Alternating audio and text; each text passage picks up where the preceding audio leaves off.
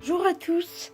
Bonjour, donc nous allons présenter un tirage du mois de mars pour les Sagittaires.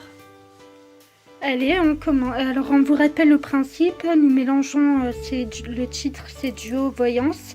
Nous mélangeons nos deux intuitions au travers du tarot psychique qu'on associerait à chaque fois avec le tarot marseillais. Donc, on fait comme ça.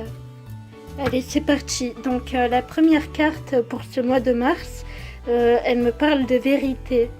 Donc là, cette carte dit que vous allez commencer le mois avec une prise de conscience, un éveil. Une vérité va se révéler à vous. Une vérité qui aura énormément d'impact puisque la carte qui est associée, c'est la carte de la mort à l'envers. Sans nom. Alors, l'arcane sans nom, par exemple, ce que vous allez apprendre de quelqu'un. Bon, je dis ça au hasard, une personne vous trahit, ça va être une séparation très douloureuse. Ou alors ça peut être une perte d'un emploi. Par exemple, quelque chose est découvert, une de vos fautes est découverte et vous perdez votre emploi. Ou bien vous perdez une personne que vous aimez. Ça entraîne un lourd changement. Ça commence un peu lourdement. Donc ça serait plutôt une vérité lourde de conséquences. Oui, absolument. Aux conséquences négatives. Ensuite, nous avons...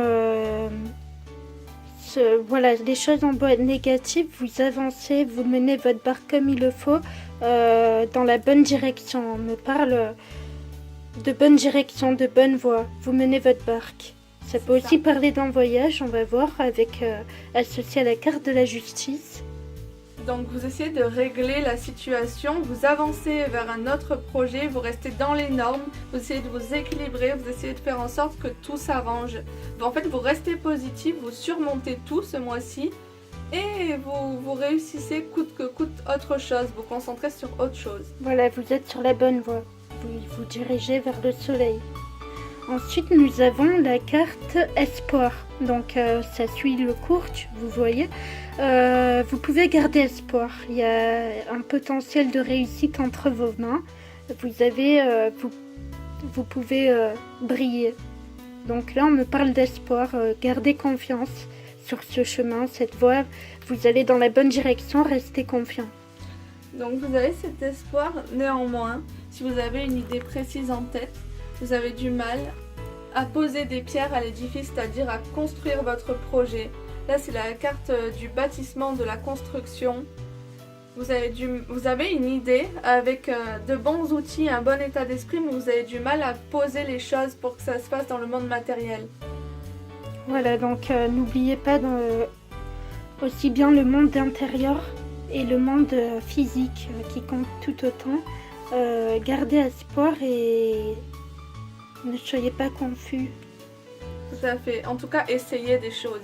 Essayez tout ce que vous avez en tête. Et regardez d'ailleurs ce qui vous attend. Une carte rouge, carte matérielle, on me parle de reconnaissance et de récompense. C'est la réussite d'un projet. Vous récoltez les fruits que vous avez semés en fait. Et cette carte de récompense et de reconnaissance est associée à la carte du battleur.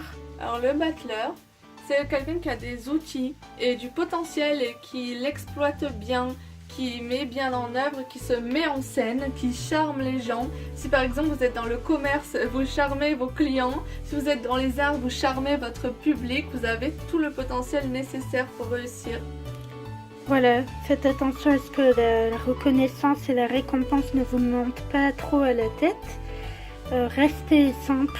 Vous avez tous les outils pour réussir, donc inutile de tomber dans la superficialité.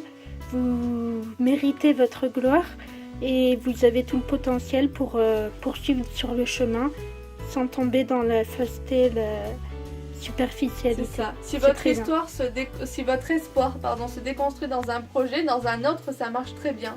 Dans votre profession, par exemple, ça peut très très bien porter ses fruits. Et oui, c'est une carte plutôt dans le monde matériel, donc ça me parle plus de profession, de projet. Oui. Ensuite, pour terminer, nous avons la carte autorité, avec on voit les piliers qui sont construits, qui représentent la force, la qualité masculine d'autorité, de leadership, etc. Associé à la carte du mât. Donc le mât, C'est la carte du départ, du voyage. C'est quelqu'un aussi un petit peu qui est un petit peu hors norme, qui aime se démarquer par sa personnalité. Donc j'ai du mal à voir la signification avec l'autorité. En fait, vous défiez toute autorité, vous vivez pour vous. C'est plutôt un état d'esprit plutôt qu'un fait matériel ici. D'accord, moi je dirais, vous êtes une personne qui, avec la reconnaissance, la gloire que vous avez eue, vous avez gagné en estime de vous-même, vous faites figure d'autorité.